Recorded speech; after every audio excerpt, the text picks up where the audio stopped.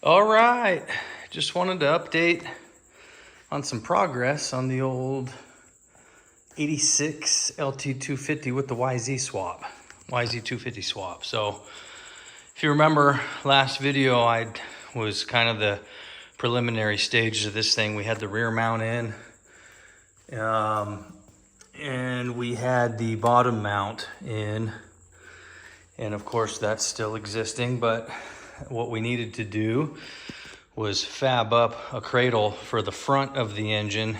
And the original plan was to run an 87 to 92 cradle, similar to this. So there is room for the exhaust.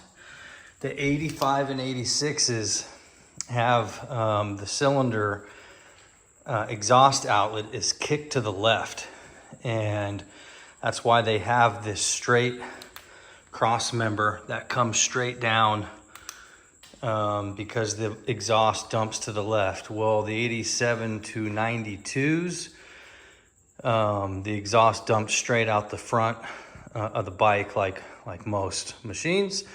And so of course that's how the YZ250 is. And in order to accommodate that, I needed to open up that space. So what we did, actually had a line on a couple of 87 to 92 frames, as low as 250 bucks. I found one, actually that was local, but I was just gonna cut that section out and weld it in to this bike. And I said, you know what? I'll just make one. And so, believe it or not, this is a 1-inch pre-bent drive shaft loop that I ordered from, actually got it was either eBay or Amazon. I think it was Amazon. And I was lucky enough that it came next day. I cut out, get over here's a little better view.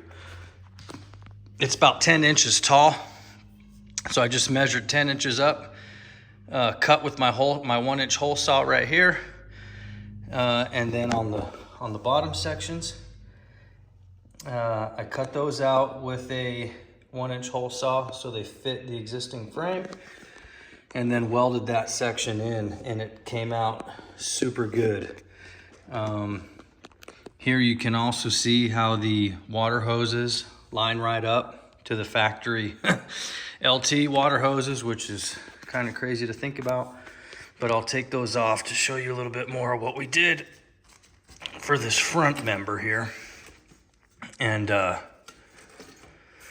so yeah, after I welded the drive shaft loop in, I just had to make a couple of mounts right here. Again, cheapo tabs from Amazon.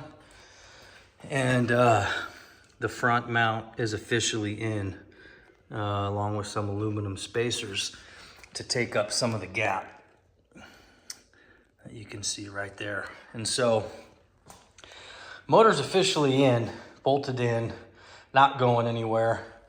Chain alignment remains really good, and that box is checked. What I had also hoped to have done this weekend was the exhaust. Did not get that finished, unfortunately.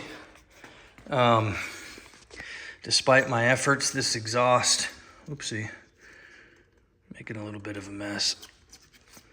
This exhaust did not want to play nice. I originally planned to go off the right-hand side with the factory YZ pipe. And I found the factory pipe, actually had to find a factory pipe so I could use the flange to the cylinder.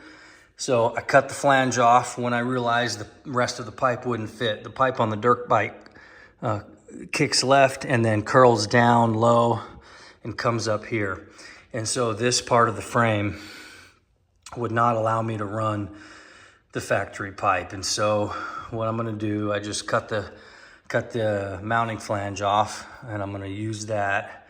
And then I'm going to, well, I'm in the middle of retrofitting my Kenny Roberts pipe to the rest of, or to the flange, the YZ250 flange. So I need about a 3-inch section with 45-degree bend.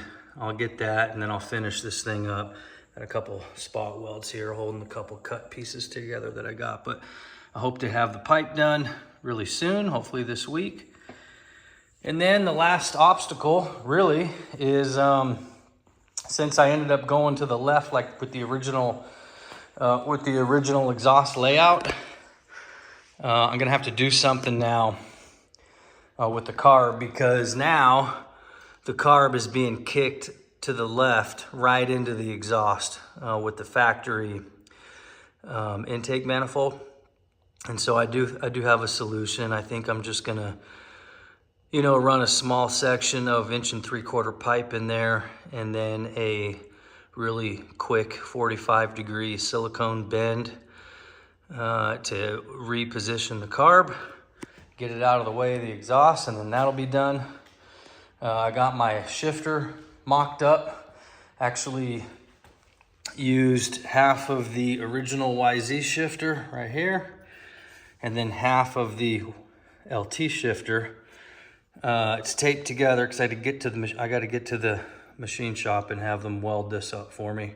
It's aluminum. I'm not equipped to weld aluminum, unfortunately. I got to get that addressed so I can in the future, but this actually worked out pretty good. It's exactly 7 inches front to back, which is what the factory measurement is, so that should feel very good. Kickstarter clears the plastic. I put the plastic on earlier. Kickstarter clears real nice. And I mean, for all intents and purposes, this thing's in. And it's coming out pretty good. I'm happy with the way that loop panned out. It worked perfectly. So anyway, a lot of progress this weekend, and hope to have this thing fired up and running here in a couple weeks.